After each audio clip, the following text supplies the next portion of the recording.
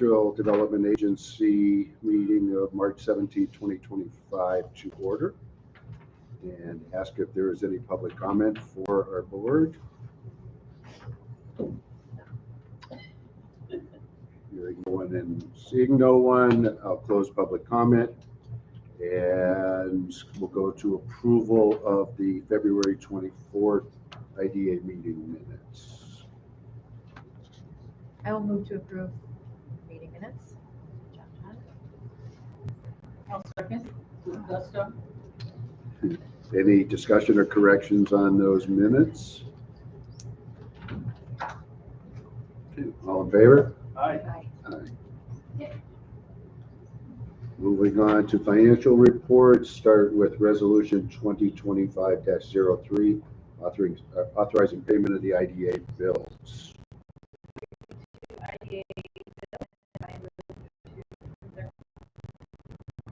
I will second.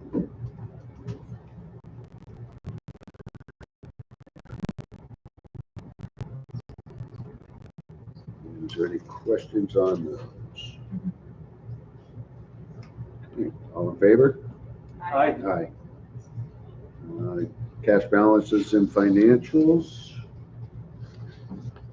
Anything there? It's want to call out to us, or anyone have any questions on any of it? Okay. Investment report, the Tompkins account. We have just the summary this month.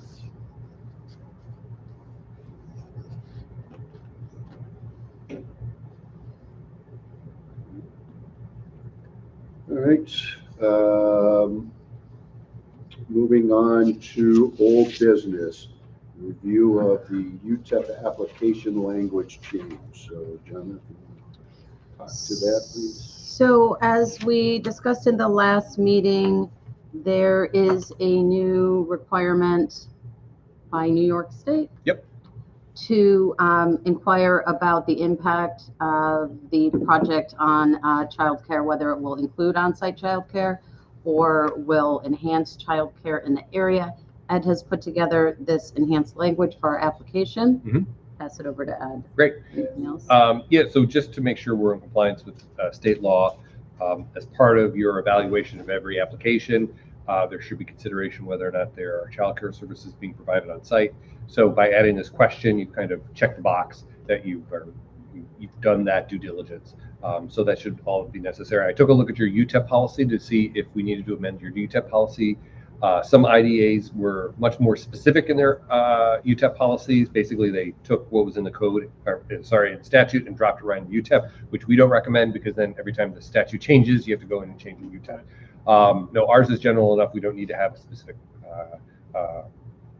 item that addresses childcare, so simply addressing it in the application will be sufficient. So, And that is for application. for the IDA application. Yep. And this is more informational only. There's no reason to have the board approve or disapprove the changes to the application. That's merely at the discretion of the executive. You want to mention what we've just been talking about here as far as the sure. availability of the application online? Yep. So, and just going over, I was looking to see where to drop this into the application, and I wanted to make sure I had the most recent version of it, and I looked online to see where it is. Some IDAs do provide the application online. Fairport IDA does not. The idea behind that, and we're just discussing this, is, and a lot of IDAs, some IDAs put it on the website. Other IDAs prefer that an applicant reach out to the executive director and talk through what they're looking to do. Otherwise, you can get some applications that are not really up to par. And so the idea behind it is that the website should have a reference to basically saying that, application be a copy of the application be requested upon reaching out to the executive director, or something along those lines. But essentially, that the idea is that the application is something that really should be a process where the executive director is on board right from the get-go and can really vet it, because sometimes there's really no point to having the application, put an application in and wasting everyone's time. So, Very good with that. Johnny, how you feel? I think that makes sense, and it makes sense that it's not on there, but what we were just talking about, there's also no reference to how do you get it on the website. Right. So the suggestion is that we add some language to say, contact the executive director, as I just said, for more information in the application. Otherwise, you can see the policy, and then you just might fill out our standard contact form, and maybe they're going to do that and maybe they're not. So Yep. something explicit to say, here's how you get this application. That's great. That makes sense.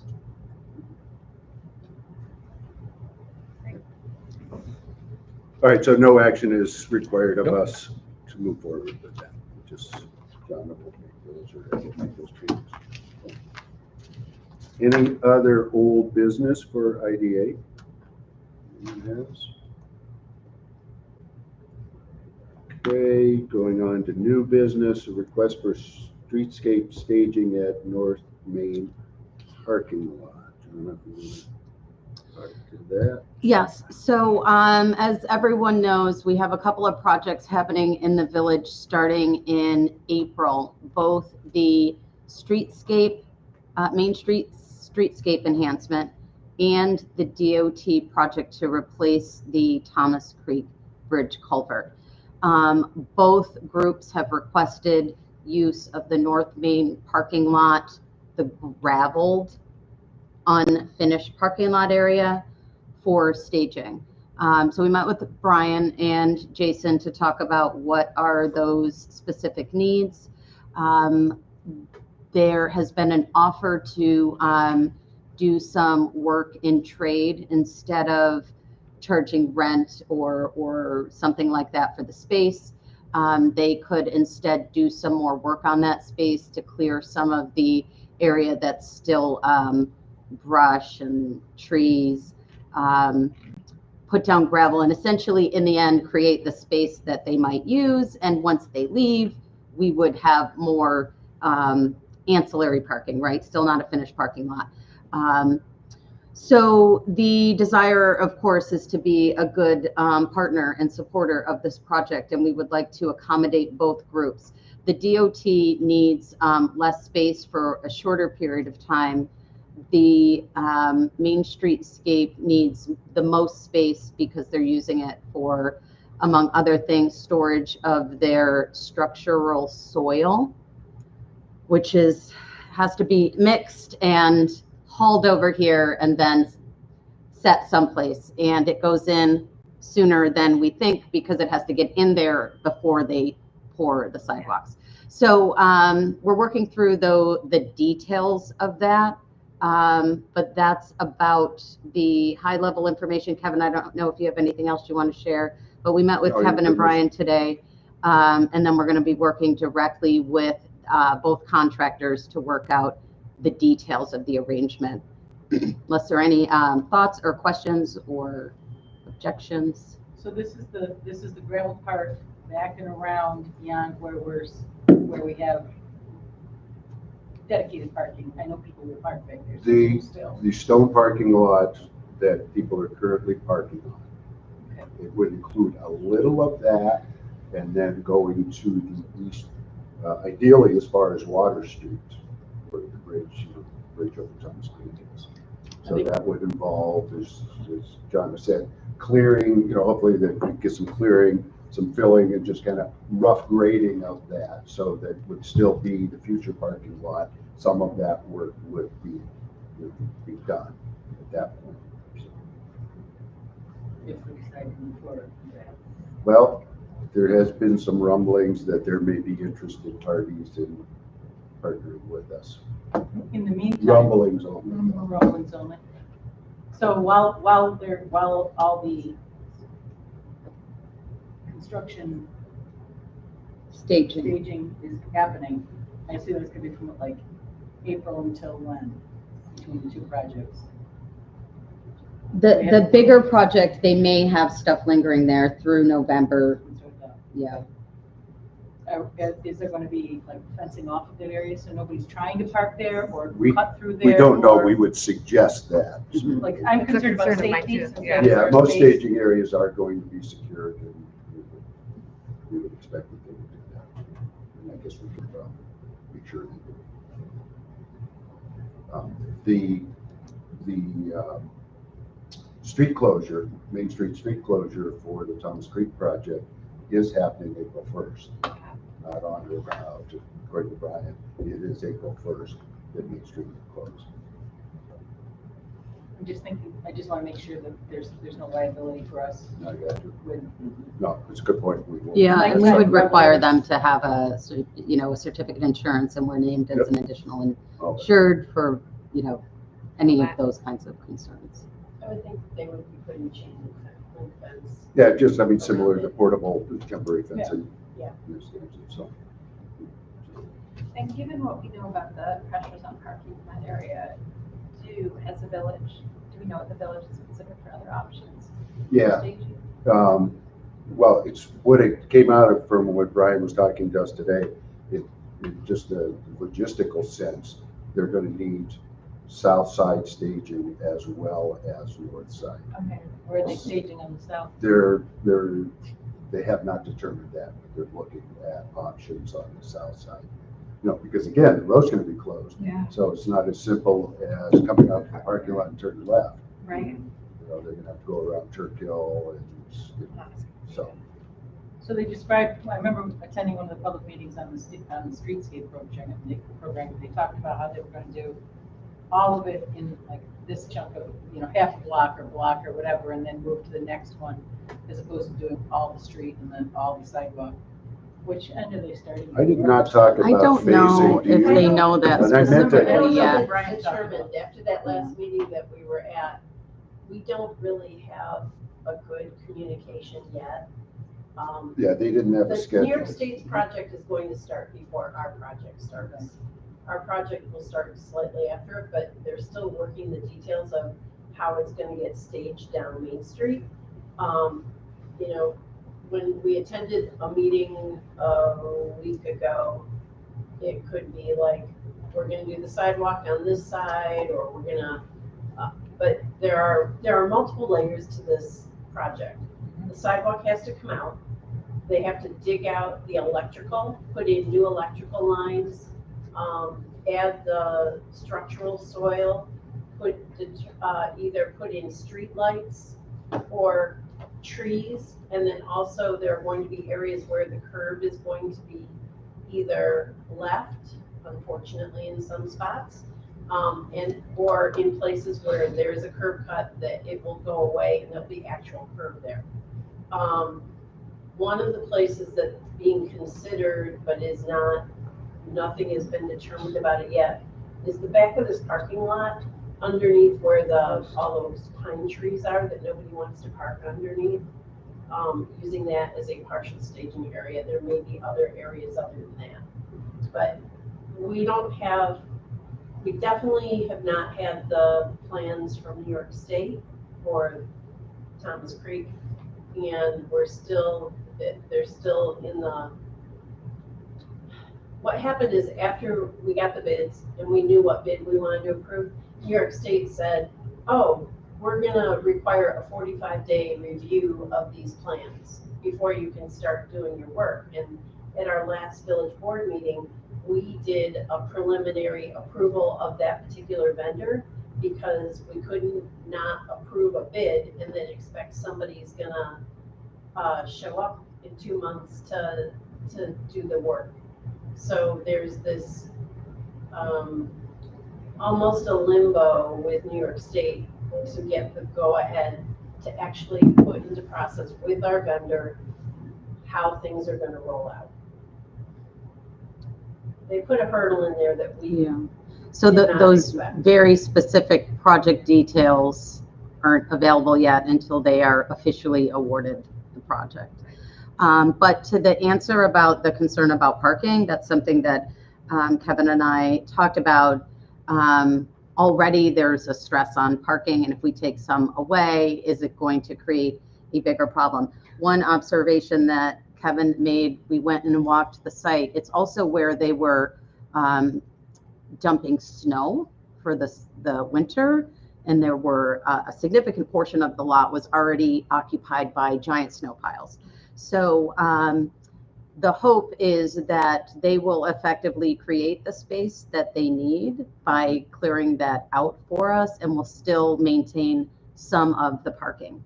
And perhaps it also will help put some pressure on other solutions for parking, whether it's our lot or other private initiatives that are happening. I second that.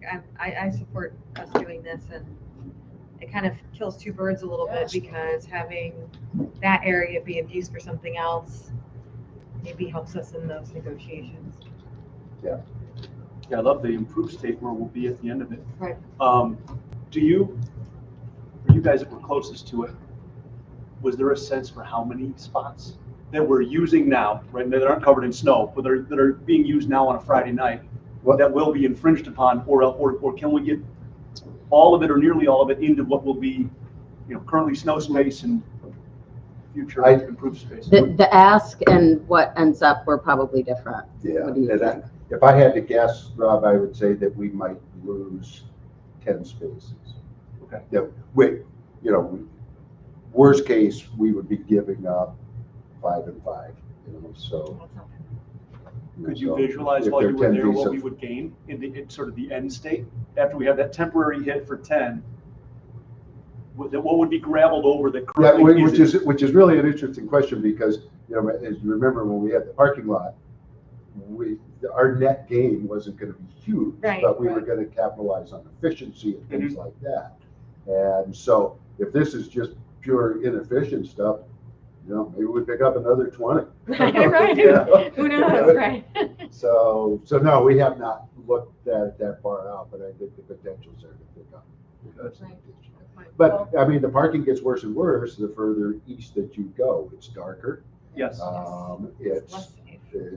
It's just creepier. Yeah.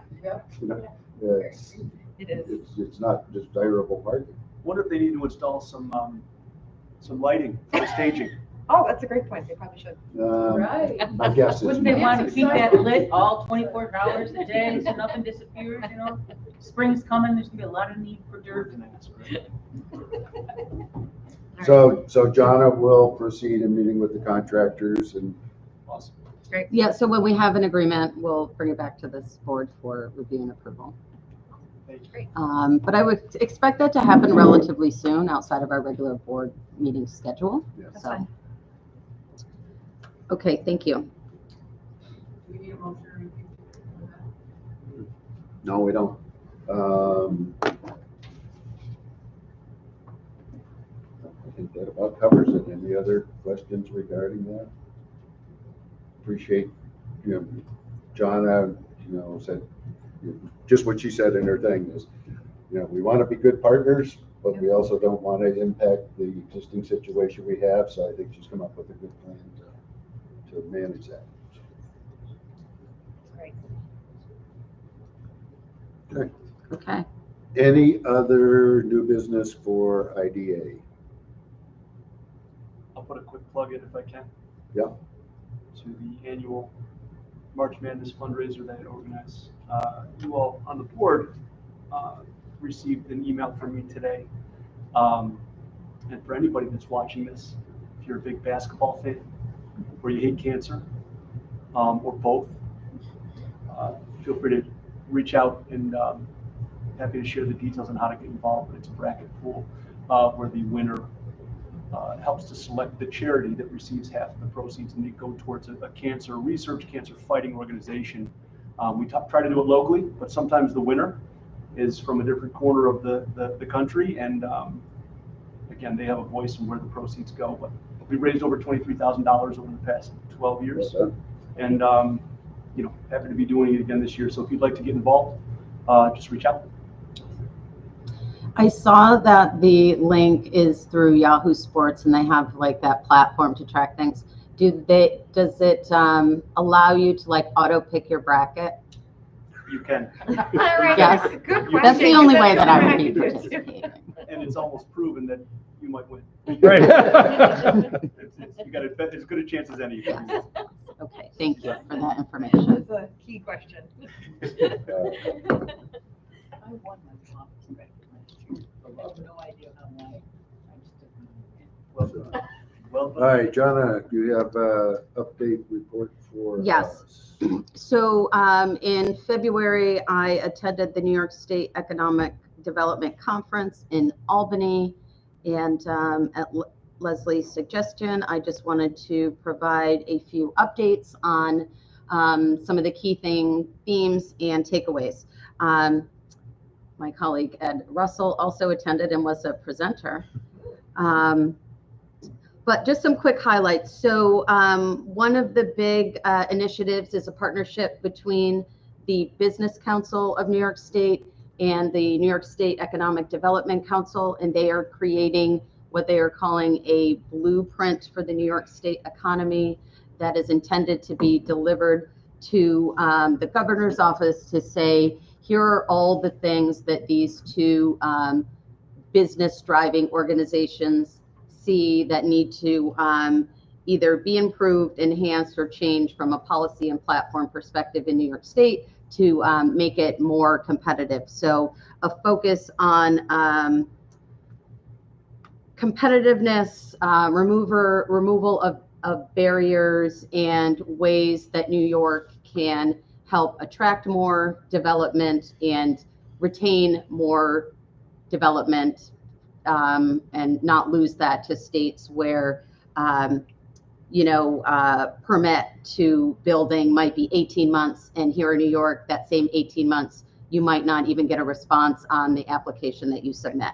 So Bob Duffy locally is part of that committee, and he used similar examples locally in the city of Rochester, 63 signatures to get one order processed. And those things are true, it seems, at all levels of our state, especially as it relates to regulation and permitting. And so these two groups are going to be working on this platform to, again, deliver to New York State to say these are the areas that we'd like to see change so we can be more competitive from an attract business perspective. So that was one key takeaway. A second thing that's happening, we've talked about maybe a little bit, but a big focus on is the New York State I-corridor between Buffalo, Rochester, and Syracuse, this three-city tech hub collaboration. They've received $40 million in federal funding, $8 million in state funding, hundreds of millions of dollars in private investment focused on the tech hub, which is really driven around the micron development and the semiconductor manufacturing initiatives. So that is a big focus from a New York State economic development perspective, a huge expectation on the impacts of jobs and talent attraction. I don't know so much what that means for us here in the village of Fairport. We don't really have, or maybe we do, but the development sites for that large scale manufacturing that they're looking for. Yes, Mayor. Well, place it in his the biggest influence in the village of Fairport is Corning Incorporated. Mm-hmm. As they started this whole CHIPS Act, they received funding of about $150 million from the federal government to continue to help them with expansion. They've continued to expand over the last 3 years, and they were adding 750 high-tech jobs. That was 3 Locally? years ago. Pardon? Locally here? Yes. Wow. Yeah. So they had signs up at one point in time where they had signs all over the place. They were looking to find people to come in for those jobs. Whether there will be further commitment to do anything further, but they've continued to expand, and combination between the company and grants from the federal government around the CHIPS Act, and put at least $150 million into that plant there. Wow. That's big. Yeah. Thank you for sharing that. It would be good to connect with them and find out what are their ongoing hiring plans. Yeah, locally. I don't know, that was the call out 3 Mhm. years ago. I don't know how that's continued on from that point in time, but they were trying to source help, Mhm. which was something that I know from listening to the economic plan from OCED, we were trying to look for jobs that, brought in that tech help, and bring more of that into the village, and that was definitely a driver in doing that. I don't know what the job ratio is at this point in time. Thank you. Great. Another key message, and I think we're seeing this everywhere, is about around housing, and that the message is housing is economic development, and the challenges in the housing crisis in New York State need real focus from the state from a policy perspective, and they intend to do that by creating programs that encourage attainable and affordable housing development, but also aligning existing programs to support those initiatives. We talked about that a little bit last week with things like the pro-housing community. So where there are state funding programs, now those might be more conditional on these kinds of designations like the pro-housing community designations. So those were really the key messages.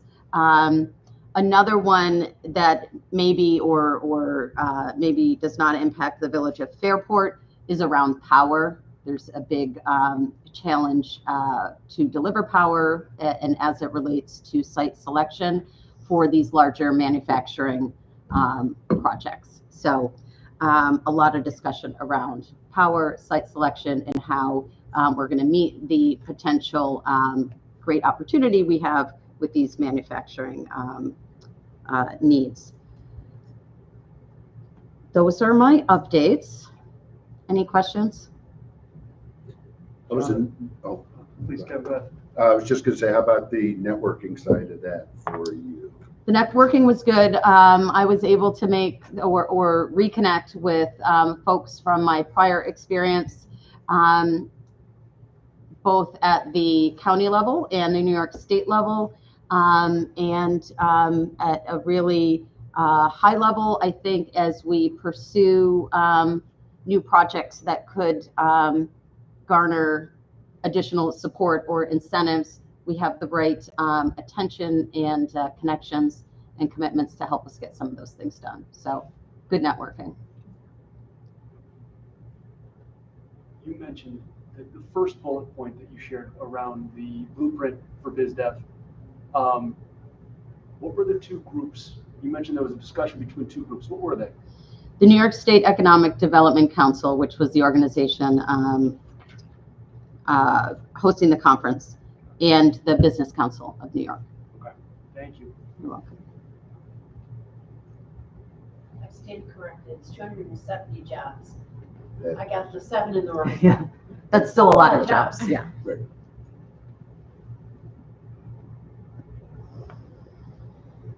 Okay.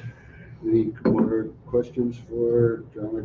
Good stuff. I think those encourage you to continue with any of those opportunities you have. So. They did announce the sponsorship opportunities for the annual meeting for the New York State Economic Development Conference. I don't know if that's something we usually sponsor or only attend, but the attendance, the registration is not open yet for attendance. And I don't recall that we've sponsored, Okay. but maybe that might be. I don't think we have. I think, Martha's previous, I attended one of their events a couple years ago. Martha's previous observations, and my observations a bit is that the small organizations get a little bit lost in the voices of the bigger organizations from downstate and Buffalo and everything. So I think that would be true from a sponsorship perspective. Yeah. Okay. All right. I'd rather show off Fairport than sponsor something out of town. That's how business cards are bought. Sorry, that's a whole other story.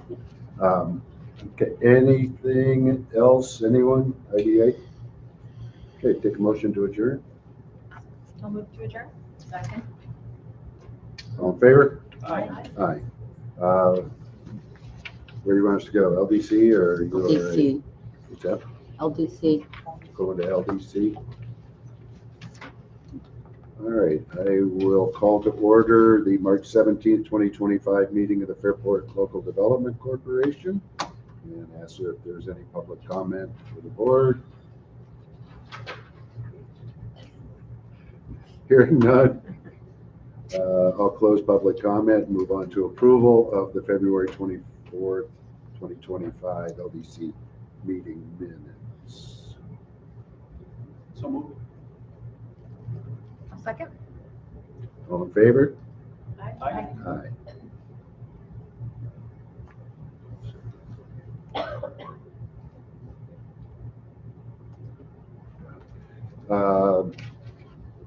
Okay, we'll go to resolution 2025-03,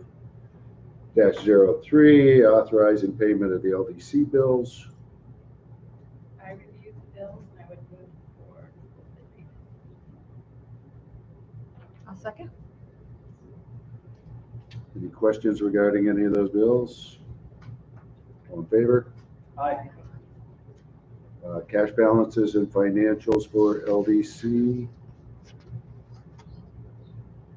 Any questions on any of that? All right. Loan status reports. We received the updated statement, which answered the question I would have had. It was just a timing issue with the payment that came in. But everything appears current.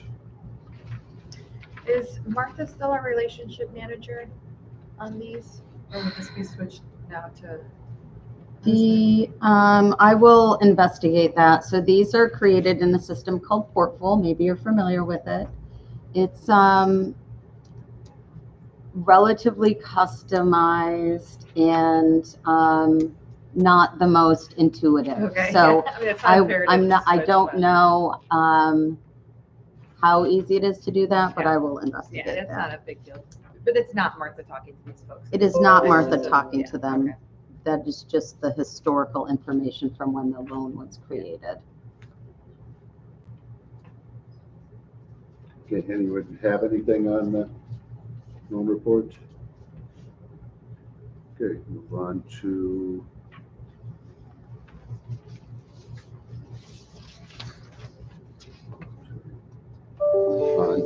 the facade grants.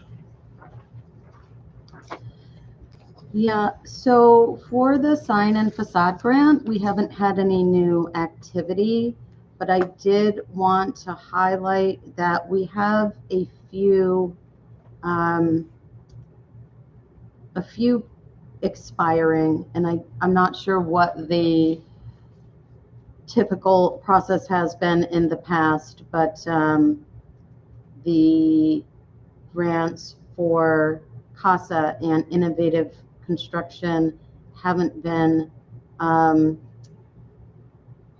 submitted for reimbursement, and they expire on April 11th. So the question is, do we actively solicit them and We have given extensions. okay, We have but it's generally upon request, but I think in this case, it's worth reaching out, a 30-day notice or something like Okay. that. What is your intention? But, Has the work been done, or? I'm not aware of whether any work has been done or started, or I don't know, but I'll reach out and see where they are both at. And just to give John maybe some guidance too, do you think the message there is you're on notice of this April 11th date? Is it just a request for contact or communication? Or is it if you're not using this within this window, it will lapse, right? I mean, Yeah, and I think the latter. Because really what's kind of going through my head now is we're talking about, that's going to be one of our planning session meeting. Let's look at this program. What are we going to do? What changes are? Yeah. So maybe if we don't encourage, people to go ahead with their original plan, and maybe that's part of the conversation too. We don't know where it's going to go. So It if may you be wanna- more beneficial, or you may be, whatever. Yeah, so that's what's in my head is delaying it and not really. If they've done the work, we should reimburse them for it, but Absolutely. they've got to get us the paperwork by the 11th, which is 20 days from now, which is doable. Oh, They it's a haven't done- 20-day notice that. But if they haven't done the work, chances are they're not going to get it done by April 11th. Yeah. And if they don't, I guess reaching out and finding where Okay. they are. Finding out their status and making a determination from because we've there. still got one that doesn't expire until June. We've got a whole program at least to reimburse that person sometime in June. But do we extend, the other two are thinking about it still. We've Which got- are- so we had that's- 9 months, Who's Creative Rage? Turning Point. It is Joel? Or is Joel doing signage for somebody and that's No, what it's he's? his sign, I think, and he couldn't make his own sign, right? I think, wasn't it like, didn't Oh, I we need to don't get somebody else to make Yeah, signs? There was some yeah. beforehand, Yes, and I was like, I well, like doesn't he something make that signs? But he had to do that type of sign. Yeah. Yeah. Yeah, so I don't know what his, But he's got till June, so. right. I don't know if it's weather with folks or what, but Well, I think, part of it certainly could. yeah. So, okay. Grants, any old business LDC?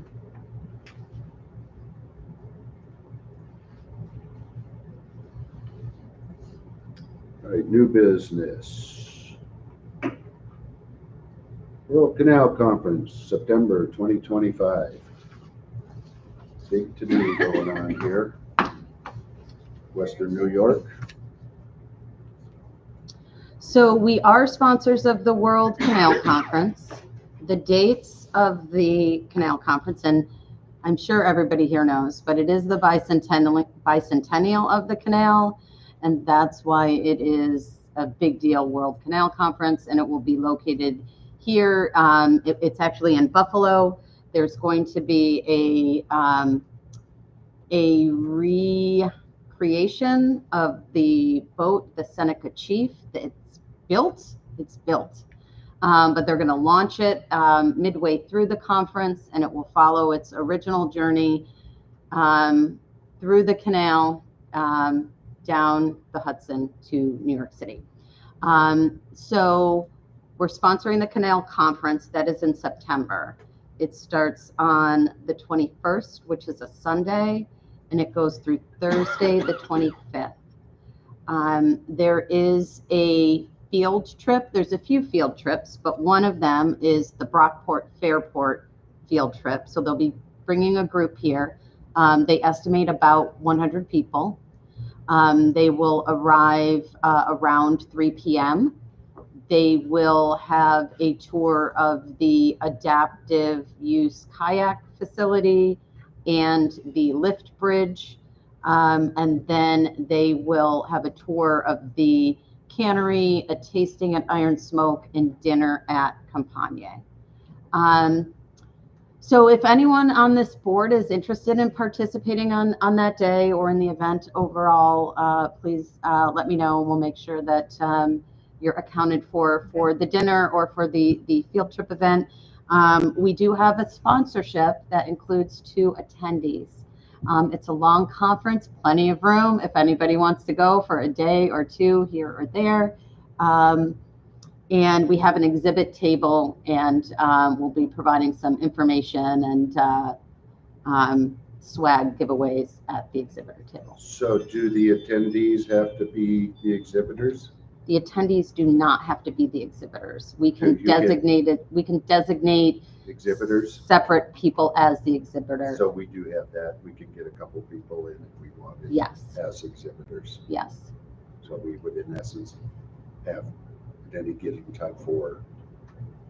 We passes could. available. The exhibitors, though, wouldn't have access to like the sessions Right. and Right. those kinds of events that are for the attendees. But it also means the attendees don't have to be at the exhibitor table. And it doesn't have to be the same attendees every day. It does not. They will allow 4 days. single day registrations. Yes. I'm planning on being part of it, and what that actually means, I probably want to take a look at the program first. Okay. Yeah, I as well. I'd like to. To see what days. What day are they coming to Fairport? I missed that. They're coming to Fairport on Wednesday. The 24th. Yes. No, I'm sorry, Tuesday. But Tuesday. that's not when the boat's here. The boat's No. here, no, It's the here Friday, Saturday, and leaves Sunday. boat's here on the 28th and the 29th, Oh. whatever days those are Days of the week. Sunday is, Friday's the 26th, Yeah. I think.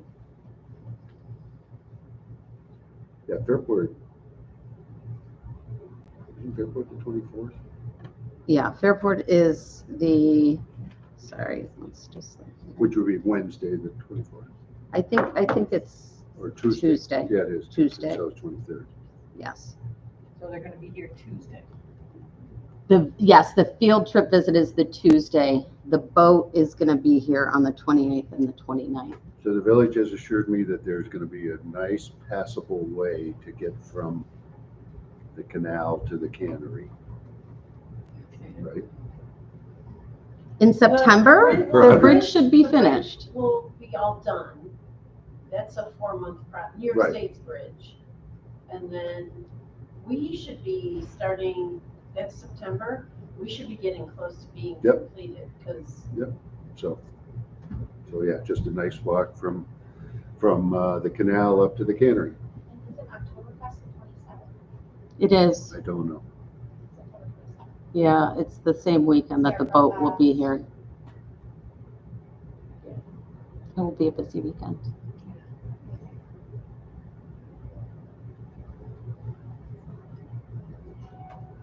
Okay, so I will share the agenda with everyone and let me know about your desire to attend, be an exhibitor, be here for the field trip day. I might do a little booth time. Oh, yeah? Yeah. That new knee, test it out? Yeah. Okay. Oh, hell, it'll be all good by then. And so we're gonna come up with swag, tchotchkes, giveaways, whatever.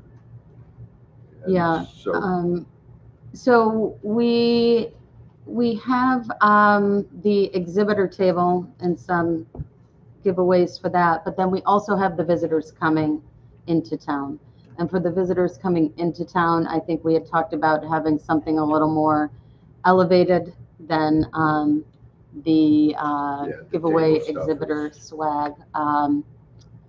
But what I'll do is, for our next board meeting, request some samples of a few things, and we can make some decisions and go from there. Great.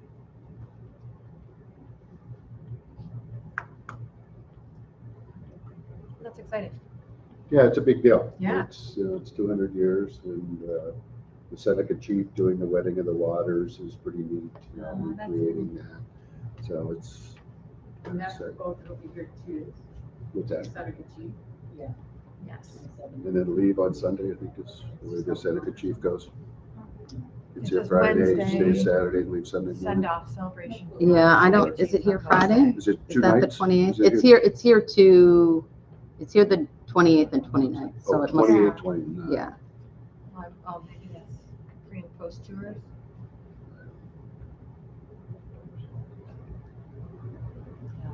I don't know.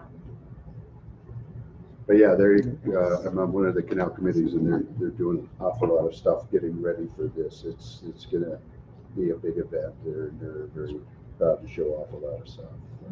Cal is very involved in it. She's on the chairmanship of it, or she's one of the chairs of the conference, so Oh, wow. she's intimately involved. Okay. Well, thanks, John, for the update on that.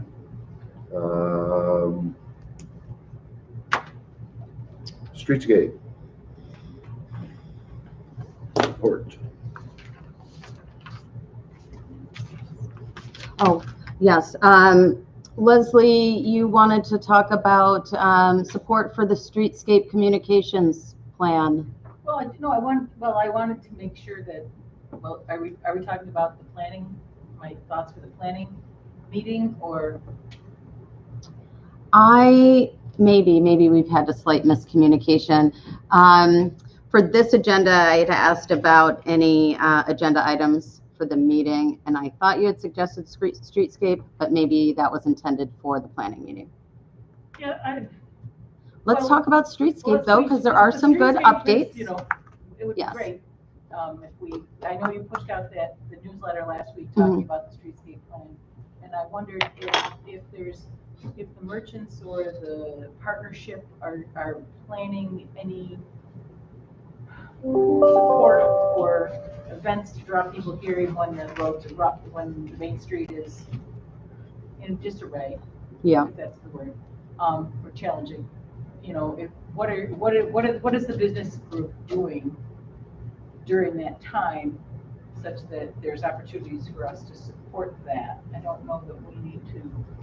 I don't think it's our role necessarily to organize and do that, but we can support it. That's my thought there.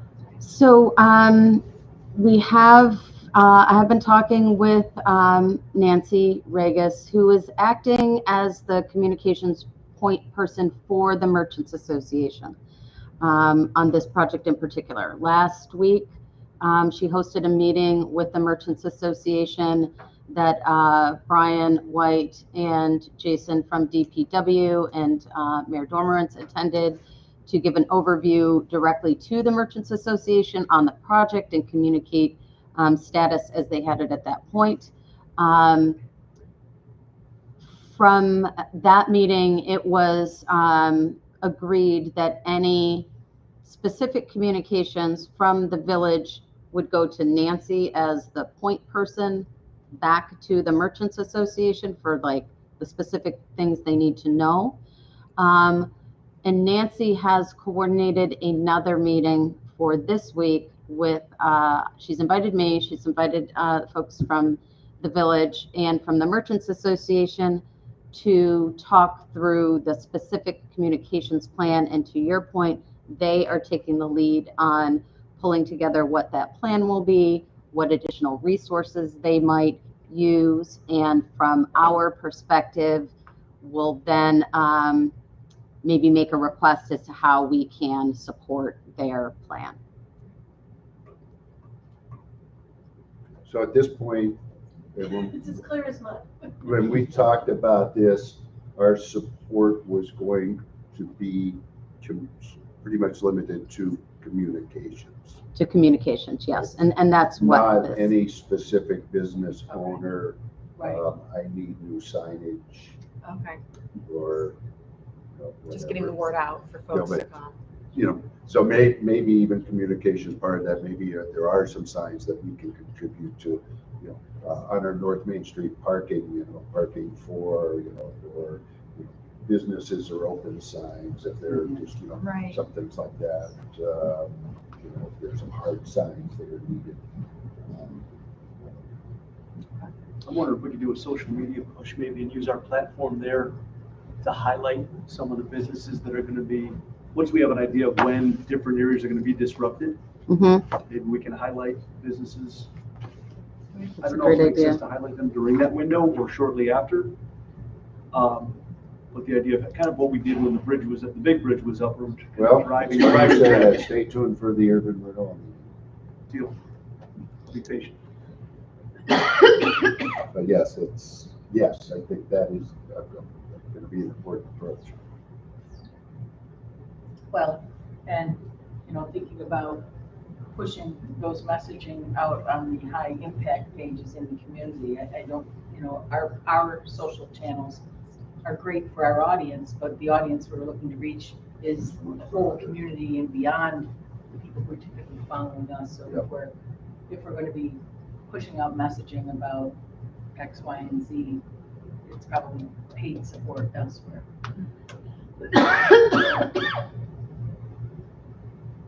I think that makes sense. And then depending on what their vision is for that communications plan. I think another thing we can do is not just talk about the project. To Rob's point, talk about the things that are still happening. Hey, this event is coming up, streetscape or no. You know, here are all the things that are happening in the Village of Fairport, the reminder that Village of Fairport is open for business, events are happening, Right. not just, hey, a big project's coming that's going to be disruptive.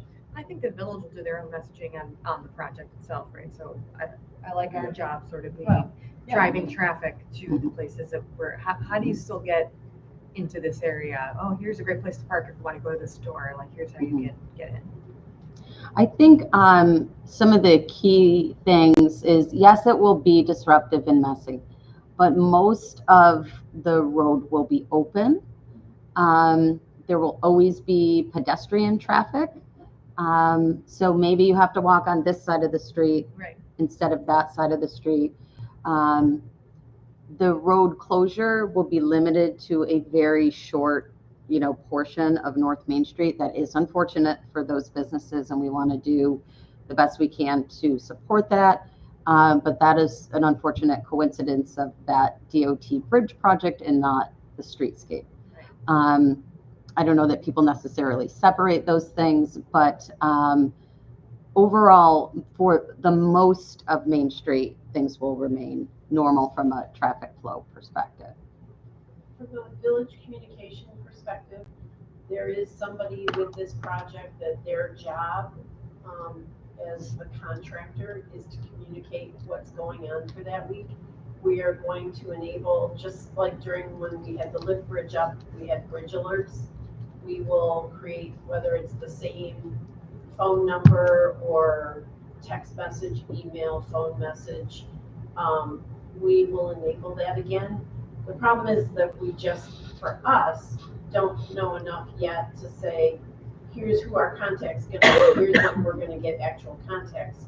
On the New York State DOT part, I think the toughest part of that is going to be for Philly, Mac.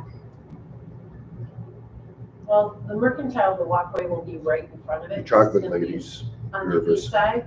Philly Mac is going to be very challenged because it's going to be right in front of their location. Oh, so we've been getting in and out for them. It's going to be tough for them. Yeah. With like Tony's and the Mercantile, the walkway that will be open will be on the east side of the street. Oh, so it is the east side, is the, Yeah, the east side is where the walkway is going to be for the New York State DOT project. I don't know and don't have any details. I don't even know if Brian has any details yet on what's going to happen right around well, the good news the is west side. those businesses, for the most part, are daytime businesses. Even Max isn't open that late. And we do have a North Main parking lot that is not all that busy during the day, Sure. daytime hours. So maybe, maybe that's something we could point people to as well. And I'm going to go to that meeting as well. I gave Jana a copy of the Fairport on the Rise brochure that you all helped produce during the bridge being in the up position. And I think, what's going to be really important is probably that, getting out, here's where everything is happening. Here's the communication to village residents, people coming here from outside of the village, as well as with the merchants in a different way. Here's where the project is right now. This is what's happening.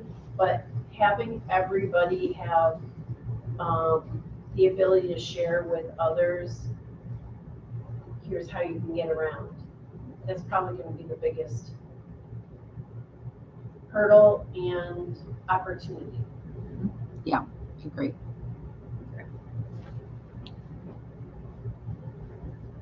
I understand from talking to Brian today that the contractor doing this project is currently involved in the one in Olean. He's doing the project. The New York project or ours? No, the streetscape. Okay. So he's doing the whole streetscape project with CPL, same engineering firm that is designing ours, designed Olean, and that contractor is doing down there. So it'll be interesting to see how they're, they've been through part of this, and so. We need a field trip. And so to see what their communications plan was there. Yeah. I know with the schools, in my company, what we would do, and Fairport is very good at it, we would produce weekly reports of what's going to be happening, both 10,000 foot, bigger view, but then you could, on particular things, it might get down to nitty gritty and get that weekly report. And then they would have the school district website had a link that they would be able to access those weekly reports. If somebody really is interested, where are they going to be when? Mhm.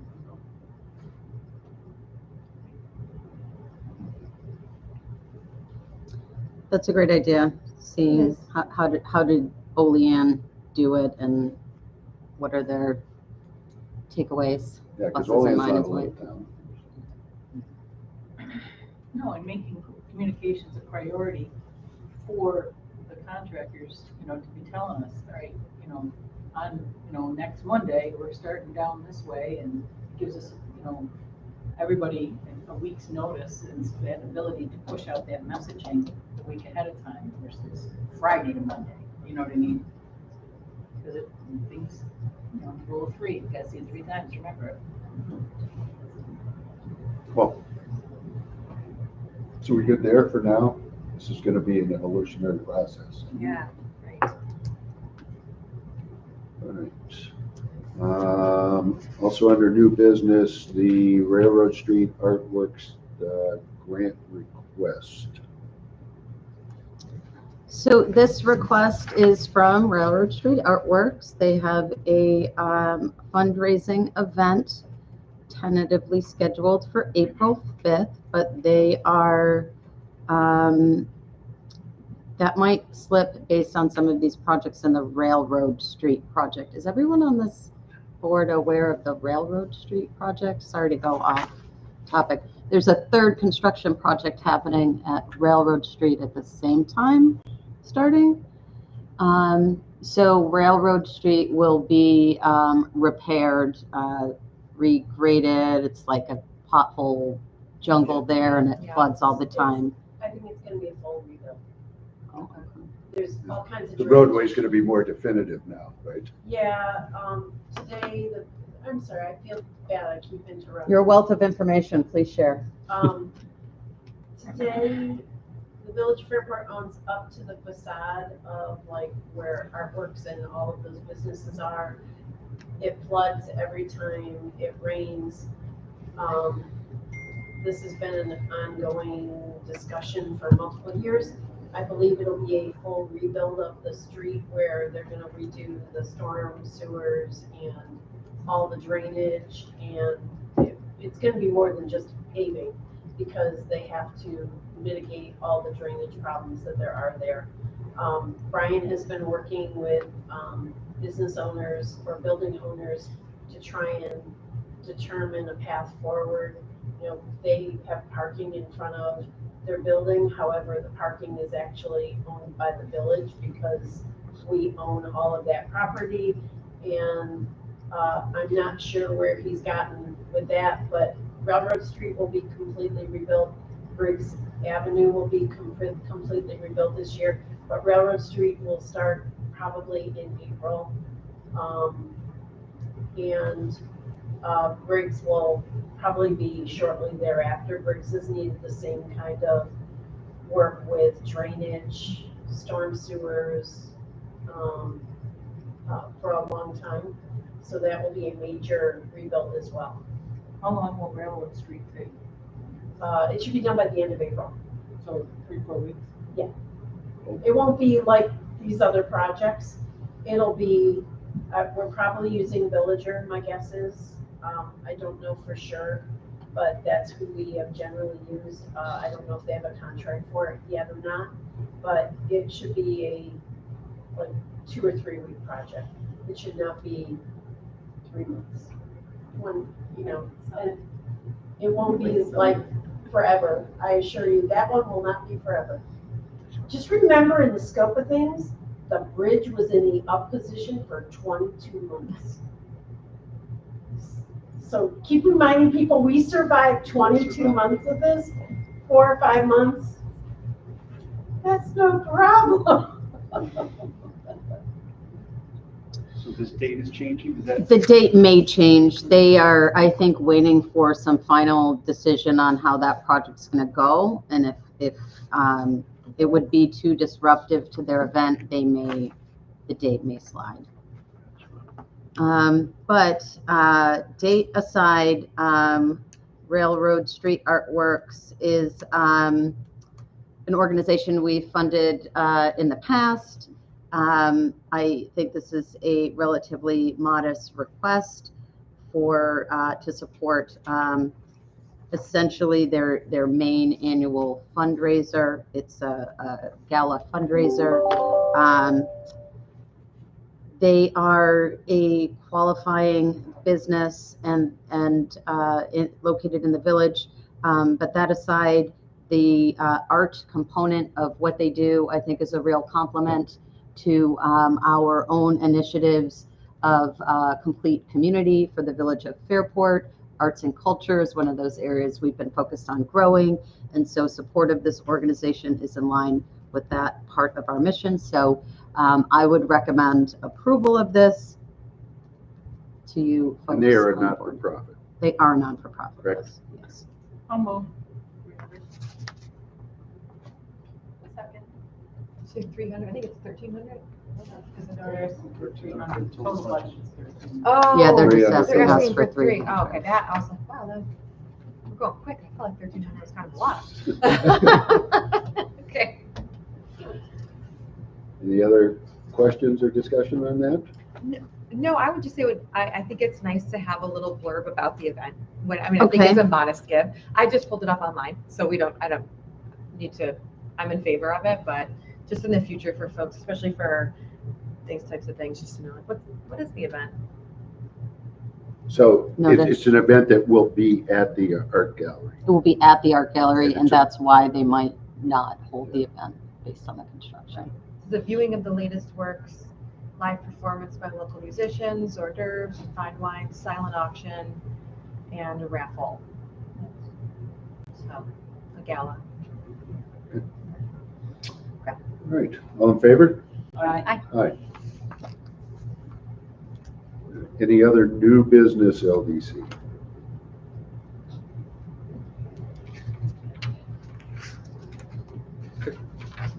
All right, then we can go on to the executive director's report for LDC. Okay, so again, briefly, I attended the New York State Canal Corp's annual symposium on March 1st. It was held at MCC for the day. It was interesting.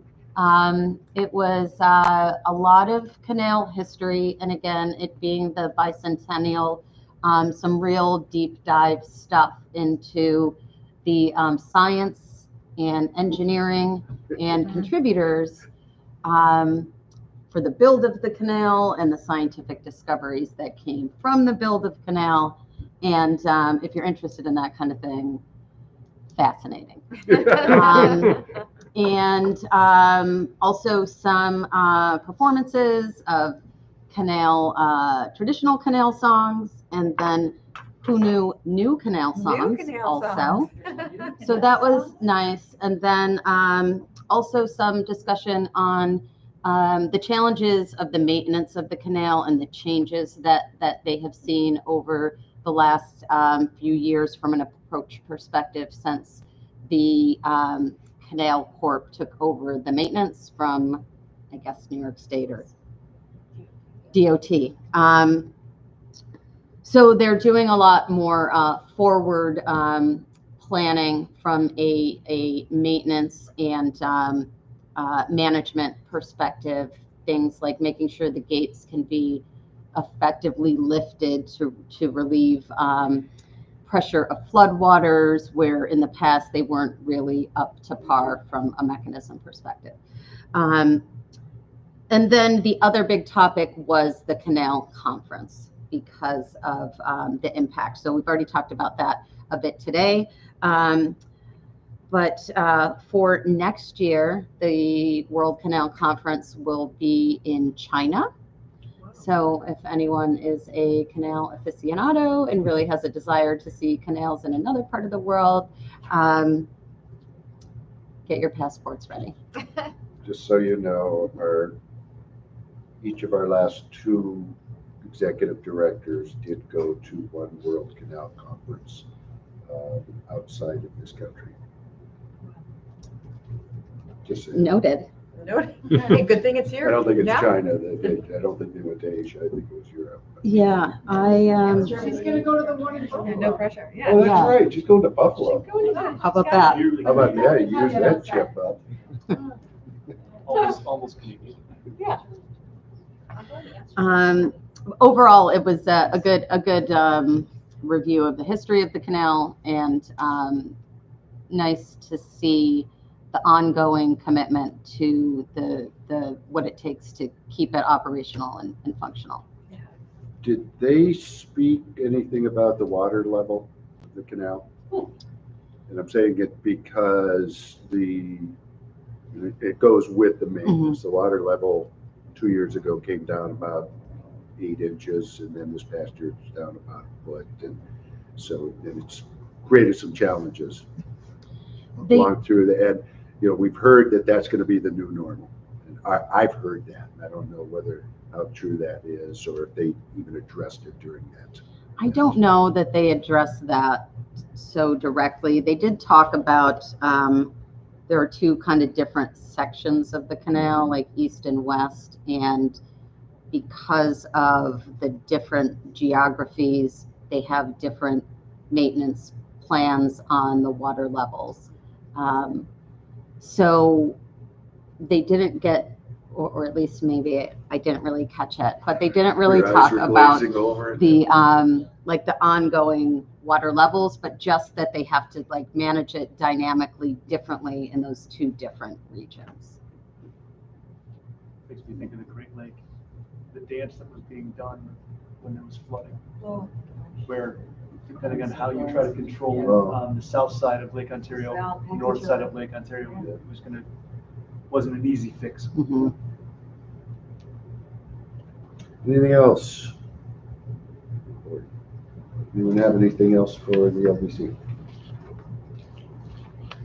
Move to it. Okay, that is a motion. Is there a second? Rob seconded. All in favor? Aye. Aye. Thank you.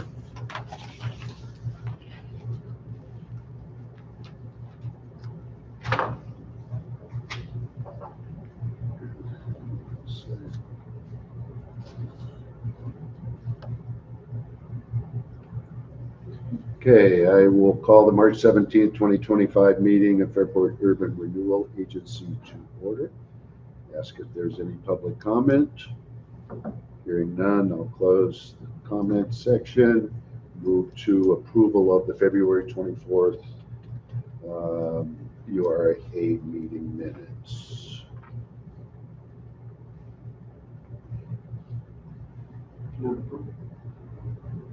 Second? Any discussion or correction to those? All in favor? Aye.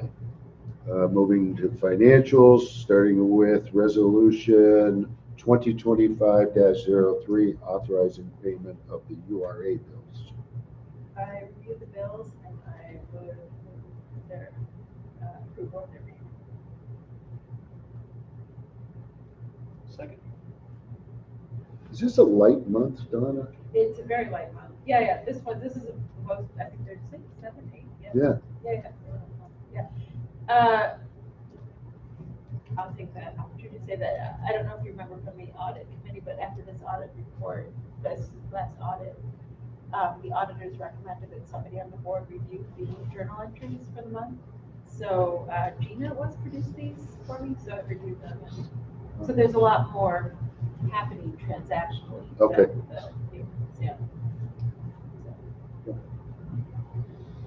Yeah, Gina explained it to me exactly the way Donna said it. The bills that you're approving in this resolution are just checks and invoices, but other transactions happen that you weren't reviewing and approving in the same way. So those journal reports will give you the full picture beyond just the checks that we wrote and signed. Slush fund? No, I didn't see that. Transfer, things like transfers and stuff that we don't Yeah, have. transfers and salaries. Is that helpful, Donna? I like seeing it, but I'm kind of a number geek, so I like it. Shows you what's happening, yeah. So, we had the motion in a second, or do we have a second? Yes, for me. Okay. All in favor? I, Nice. Go to resolution 2025-03, authorizing payment of the section 8 bills.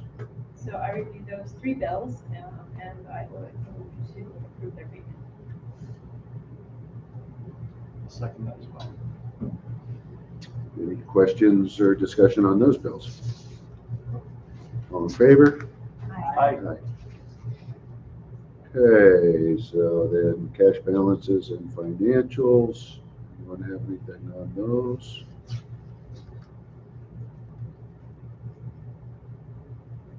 Okay, loan status report, URA loans. Would just know, I know that there is a past due borrower, but that borrower pays regularly on the 18th of the month, and we have a early board meeting. So I think this is a function of the timing of their payment. okay.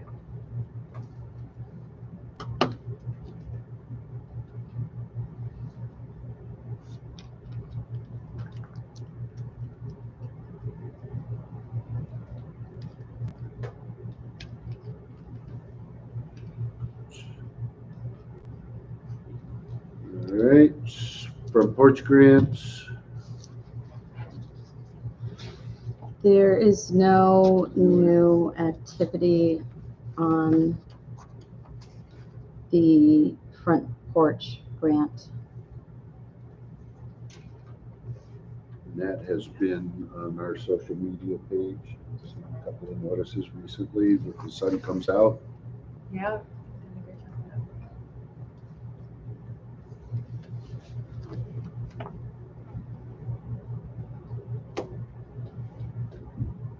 All right.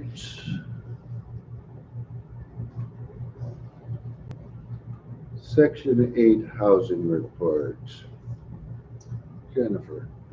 Okay, business as usual, nothing from Doge, no closings, just a lead memo about,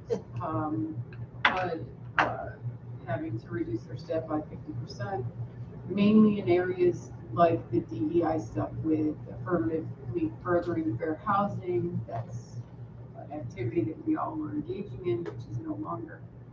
And that's a lot behind that. So they are starting to kind of close down those DEI areas, I guess you'd say. So it sounds like most of the staff are for that. I really, again, will stand and say, I don't see anything directly involving me at this time. Public housing has some issues. There is, I was just reading before, there's a couple things going on with HUD and some contracts that are closing through section, or not section 4, but section 4? Yes. With like some contracts with LISC, which is a nonprofit, large group who provides technical assistance and capacity building. Those kind of things are going away. Some technical assistance grants are being expired through that. Public housing is also going to suffer because a lot of the capital improvement funds are no longer. So there's already deferred maintenance for many, many public housing authorities that own their own public housing. And they rely on HUD funds to make improvements, and those are on hold or canceled. To put it quickly and briefly. So far, nothing with Section 8. Again, I don't see it. I just don't right now. But we're prepared, and I check everything daily to make sure nothing's happening. And until it does, I think we're just going along as is. We're slowly seeing some attrition, not what I thought, to be honest, so I can't get people, I don't want to, our attrition isn't as fast as I wanted. So, we did send out letters to start canvassing, because as you can see, as you know, when we get behind the 8 ball with the pipeline, it takes months to start. So even though we're not quite where I want to be with our budget or our funding, I think we need to start. So we did send out 10 letters this month. Usually we do 20. So I think we do need to start that process, even though it might be looking a little early. I think it takes long enough to get them through the pipeline that we should start now. So we did that. We are also purging the waiting list. That means that we send out a letter to all candidates. We have 609 people on the waiting list right now. HUD recommends that we do go through and update that list every couple of years, because it does, as you know from last time, the older our list gets, the harder it is to find people who are responding. So we want to keep that as clean as possible, so Linda's doing the purge of that. We would assume from previous purges, and probably we could, 150 families would likely follow from non-response or return payment. And we will be removing those individuals from the list as those letters either don't come back. There's a deadline for them to come in. If they don't come back, or if the mail's returned. So, again, nothing from our national advocates other than a plea to talk to our representatives, which I'll work with the mayor on, to let them know how important funding is in Fairport. So we spoke last week, and we will be, I believe, working together on that, making sure that the information that our representatives need, that they have regarding my company. All of our project-based vouchers are occupied. That is something I'm very proud of, so I'm glad for that. We expanded from 18 to 46. That's a lot. Good news. So we're on our way with that. It's sort of like I've mentioned, I'm gonna kind of hold off on approving projects that might be too close to know if I can fund it. So far, nothing's come in that would be too close for us to project out. So I think we're gonna be fine with that. Those projects that'll come in are still a couple of years away, so we're good.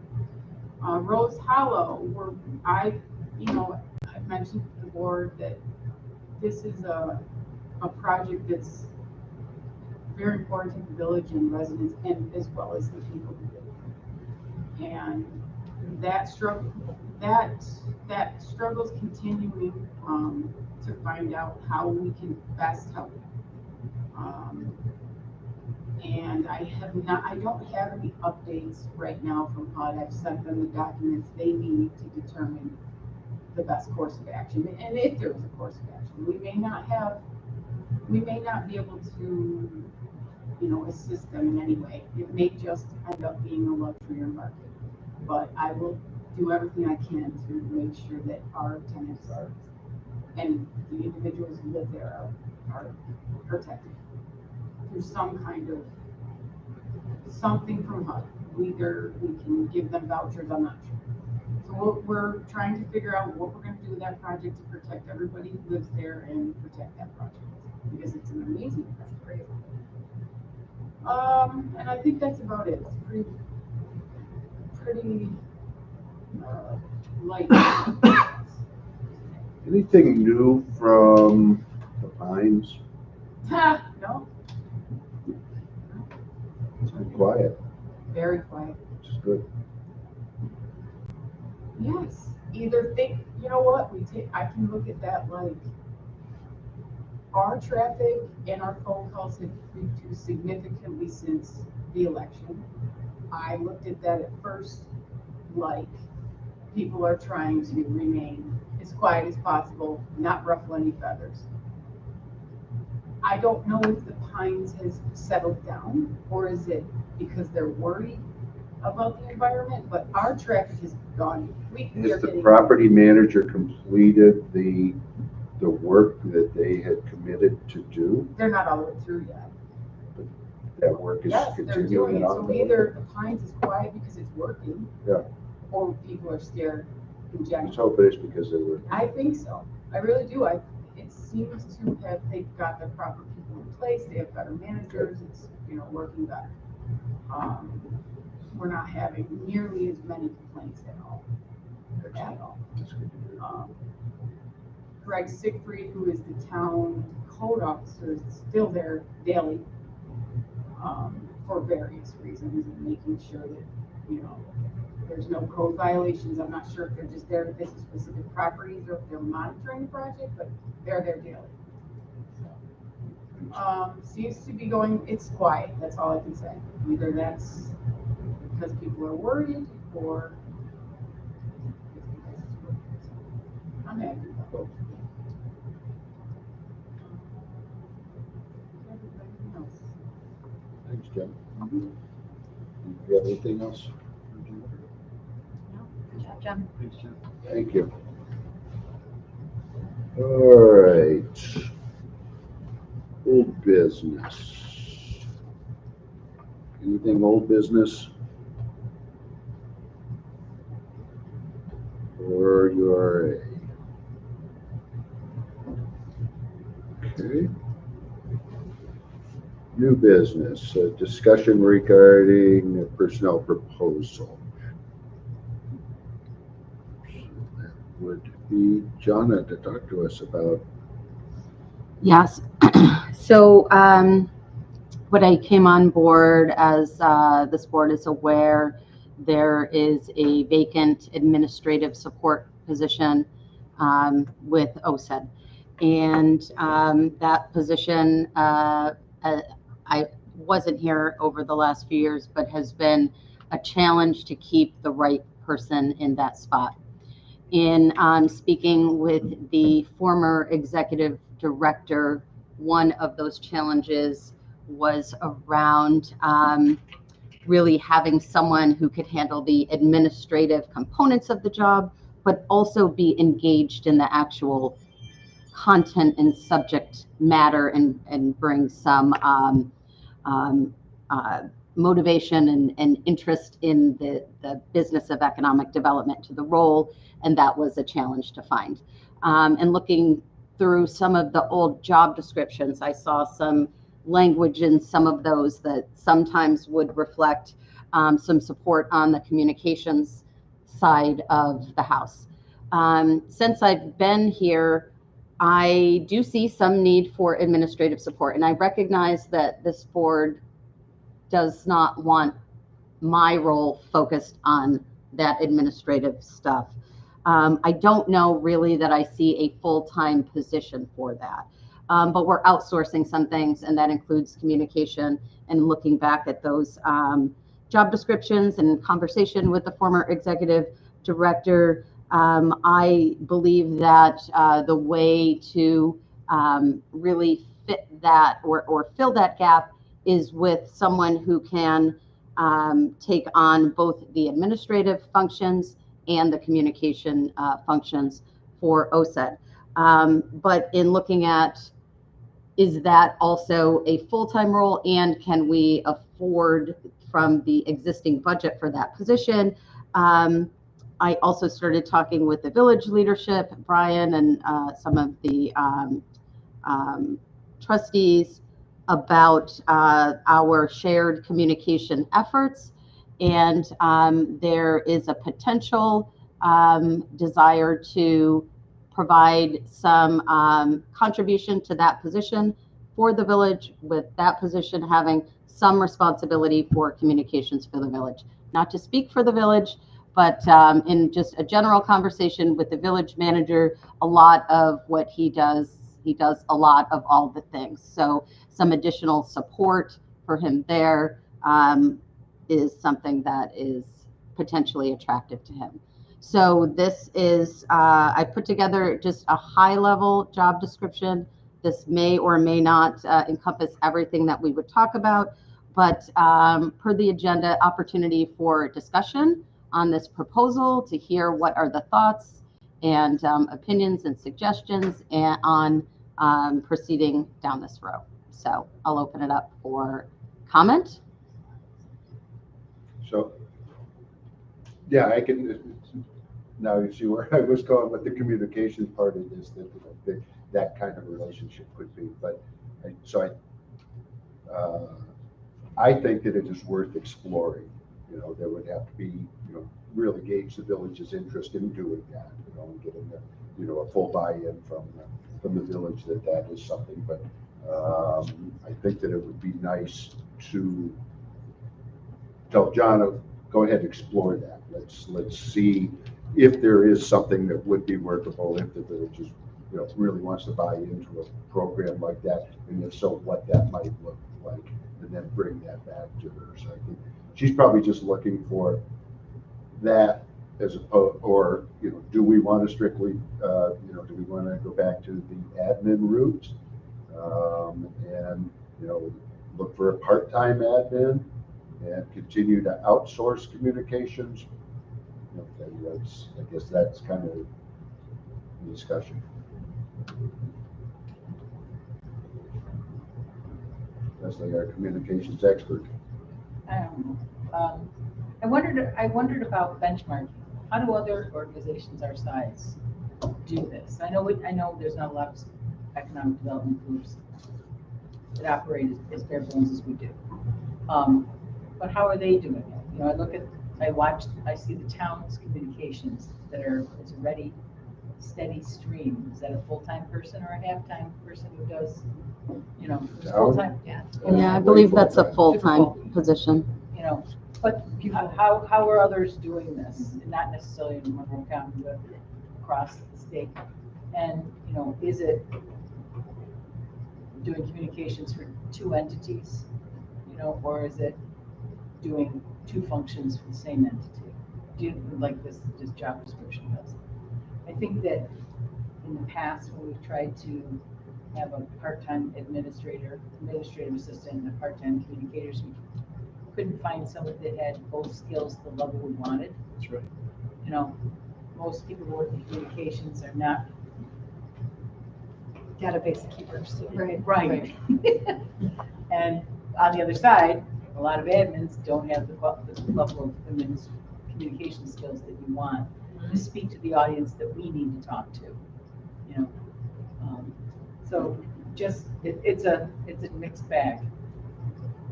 But explore.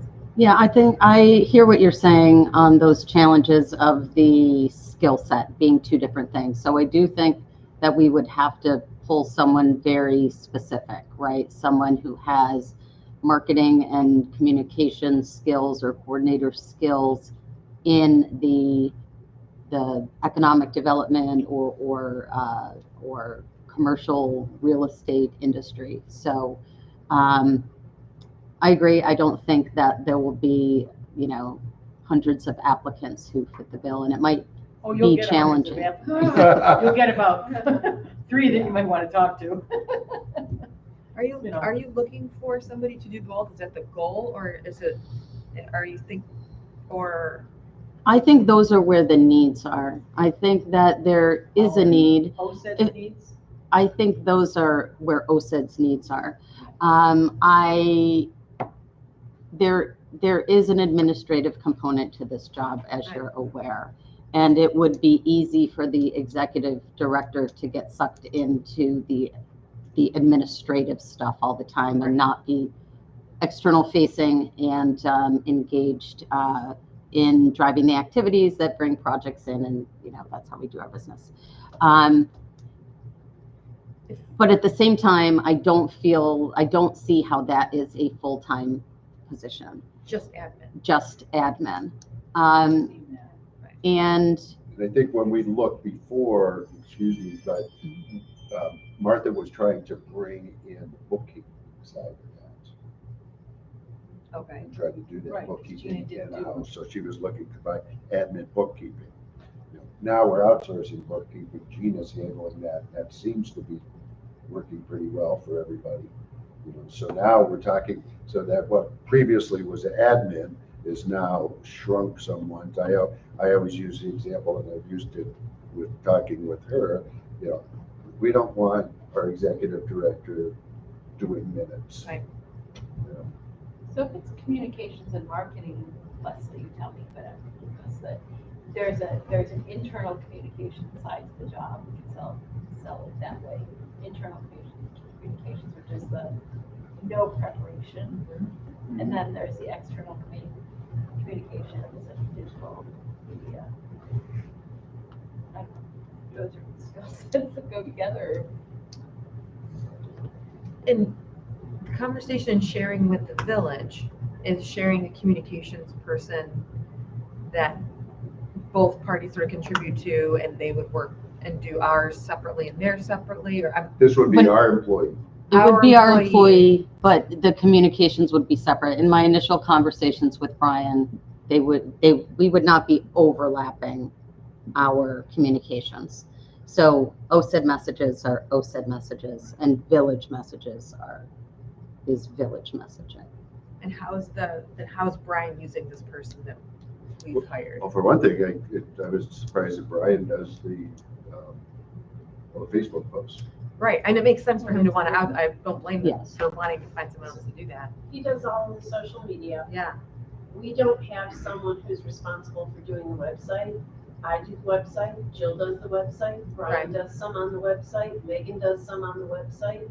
So because we're decentralized in that way, we all I sat down today and started going, oh, we have the wrong picture for all the Right. department heads. I need to update that picture.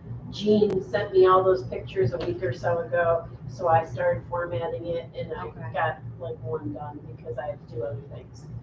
so is the village looking to centralize their communications through OCED's communication person? I Is that? don't know about this conversation. Oh, okay. Yeah, I'm just what gathering how that job- would work, right? All these jobs are split out amongst whether Brian is responsible for doing all of our Instagram and Facebook posts, Right, or whether he's trying to update the website, whether it's also, he's trying to send out all these alerts. Now, Jill is doing some of the alerts now, and Megan does occasional alerts, but, to have this person who's trying to manage a multi-million-dollar organization and an electric company, and yet, Brian, did you send out the alert that they're not gonna be picking up garbage on Monday?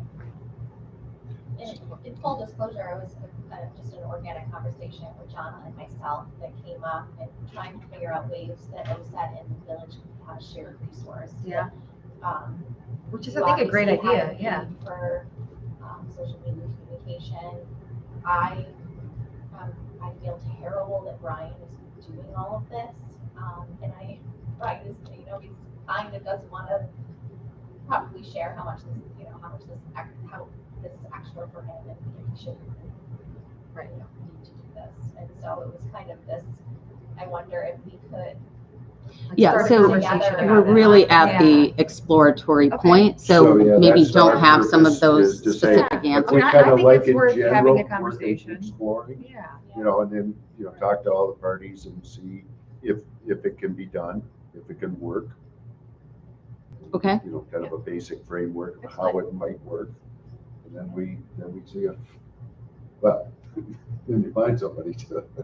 yeah, then the hard part. Yeah, then the hard part. But this is a different somebody than I think, than what Martha was looking for as far as the combination. I don't know if it was a different someone than Martha was looking for. It was definitely different than what Martha had. But I do think that Martha shared, maybe not so deep on the communications thing, but a vision for elevating this position with maybe a longer term vision of building in some potential succession planning in that, so that if this person came on in a, associate kind of role, and they were here for a few years and they got, That makes sense. they are maybe Set up. in my future retirement, your next executive director, or even if it's not this person, now you have a conduit for that.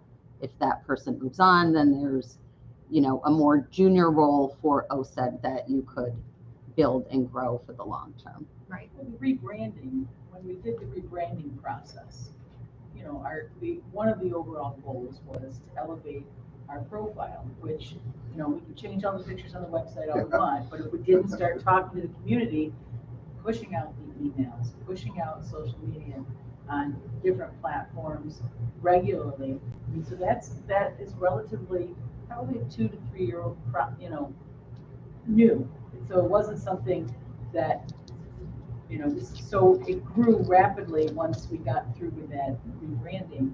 And, as we tried to figure out how to do it best, Martha would write some of the newsletters. We chose to contract some of the social out, and I don't know if Pat is also writing with some of the newsletters or if that's falling on you. But, so we kind of cobbled it together, and there's pros and cons to having it done the way it was done, and it continues to be done. Whether or not you find this ideal person that has both of these subsets and wants to do that, or if there's need for 2 half-time people, and I don't know the answer. In listening to her, Jonna talk more, in my head, the administrative side is shrinking. And really what, that's almost secondary to the communication part. Would you? I mean, agree I with think that? from a real impact, yes. Because if we just said, all right, how many hours is it 14 hours a week that needs to be dedicated to administrative work? I don't know. Right. But I bet you could kind of time identify that. Mhm. How many hours a week truly is something that you would like to have somebody come in and do.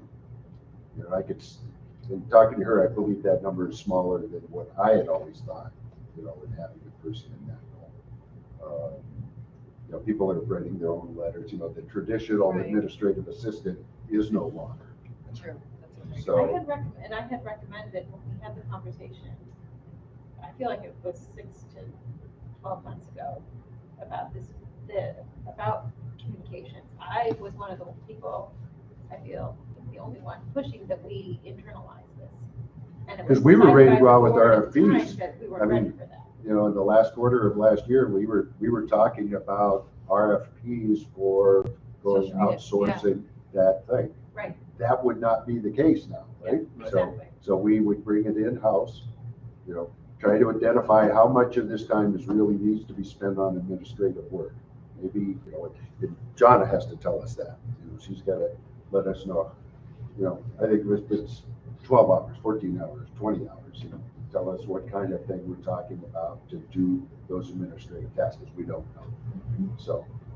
Part of the conversation too will be, collaboratively having a conversation around needs. Absolutely. Brian's expectation for the piece of this person's time that will go towards that help. So we're kind of setting everybody up for a successful share, right? But yeah, it's easy to see some of the benefits that would have from sort of that singular person that would be aware of a lot of different inner workings and different components of what is going on in the village to help tell a story, depending on which vantage point they're working in that aspect of when they're focused on OCED, having that awareness of what's going on in different village projects could be really advantageous. Right. Well, I think it's worth exploring. So what you're looking for from us, kind of. Yeah, I just don't want to go too far down a path. If we're all like, If this is, it's going to take some coordination with the village. And so I just want to make sure that before we go down that path, that there's a general openness to considering. Well, I mean, we know how much time Pat is spending on communications, because she's billing us by the hour. Right, good point. So whatever those numbers are, we know that, and figuring out how much time, the administrative stuff comes. We gotta ratchet it, add more, because they're not as smart as you are with all this stuff. Economic development inside and outside, the newbies. Is Pat doing photography? Well, she doing photography or is she doing stock photo? Well, we had John come in, and shoot 4 seasons worth of stuff Yeah, I last remember year. that. And, you know, we didn't necessarily plan to have him come back instantaneously for another 4 seasons this year. You know, Canal Days is Canal Days. Right. And we got lots of canal shots, you know, some of the front porches and some of the new funded businesses or business owners. You know, it's an opportunity if we needed to have photography again, but I don't think it has to be a year-long contract. Right. But it can be done again if we need it. I'm not as, again, I don't know how accurate this is, but the things that Leslie has had in the past, I'm not convinced that the bigger challenge is figuring out how this works with the village and sharing. It sounds like the bigger challenge is finding the person, the right fit. I do think that it's more of a unicorn type candidate, but I also think that perhaps through my existing network, those people might be out there. So Worth a shot. maybe not impossible. Okay. Just kind of hoping when we got that you had someone in mind. Yeah, wouldn't that be great? I might have a couple, but I don't want to go too You've got far, somebody in the back of your head. perhaps. That's fine. But Great. okay, great. So I'll continue working with Brian and the village team, and as we work through those details, bring those back to this board. Awesome. Thanks. And one other thought too, and this is more related to the planning meeting. Yes. Just thinking about photography, right? Just in this context, I'm thinking we can table it until then, but a conversation around content in general and what we might want to do and what we might need, like a photographer, for example. If we are going to try to amplify businesses during the streetscape project or something like that, so put it in that kind of general category. But you know, online social media content, whatever, wherever we're focusing our effort in that direction, photography or videography is probably going to play a role. Like, what's our content creation? Yeah. Yeah. Goals are part of the skills that would be required. You know, Right. I mean, if our social media is going to include video or photography, you know, I mean, video is cool, but it takes somebody who knows how to, you know, create it instantly on your phone, like the 23-year-olds we have at work versus me. And, you know, Amen. and, you know, and then there's the other question, you know, what is our social content? Is our social content about the ease of coming here because we're open and these are all the easy places? Or is it that, you're not gonna get your sub in Max today because the construction, I mean, you know, what is our messaging? role? Yeah. What is the message, Well, you know? Yes, that's That's part of more it, but important than- the other part of it that what John has talked with me about is when we got into rebranding, part of our goal was to have something to give to that developer. You know, this is why, this is what, this is how we do things. We never did that. You know, we collected everything, we rebranded, we brought all that together. You know, hopefully then we might be able to do something in-house and use that person to develop that too. Which brings the question to both use the word audience and really define who is our audience, or do we have multiple audiences? Well, You know, each entity has a different you know, audience. do we really need to segment, this goes to them and this goes to them, or do we do in one broad piece? So, and those are discussions that They're good to have. they're good Yeah. to have, and I should have no Necessary. answers to that stuff. So. And in all reality, do we actually need to hand them something, or haven't they already studied our website? I mean, those are, you know, I mean, Yeah, no, we're old that's- school and we like to walk away with a piece of paper. But Right. There's something about going in and you meet with somebody in their shop and talk to them. Yeah, especially able like to the hand them some- I was doing developer it down at the types, they're like, I'm not Market looking Deli on your place. website. Yeah, talking about what we do. It's like, you just want to I think these are good conversations for our planning meeting to kind of dive into that. Yep. What's the audience? What is the messaging? Are there different audiences? And does each agency have a different persona and a different voice that we're targeting? Is it coming from one social media account or several? I don't know. That seems like a stretch, but Yeah. but all of those things drive the decision on what is the content. So good conversation for our planning meeting. For Yeah, sure. good stuff. All right. It's on May Anything- 7th. Anything else URA? Anybody? Jonna? Good. Motion to adjourn. I'll move to adjourn. All in favor? Aye. Aye. Thank you. Thank you. So you keep it so long. No, we That's went well over a lot of stuff. Unless they spoiled you. Get out Jeez. of here at 5 o'clock. Spoiled or efficient? All right, touch down the grill and start potatoes. That ship will continue. It will Yeah. stay up there.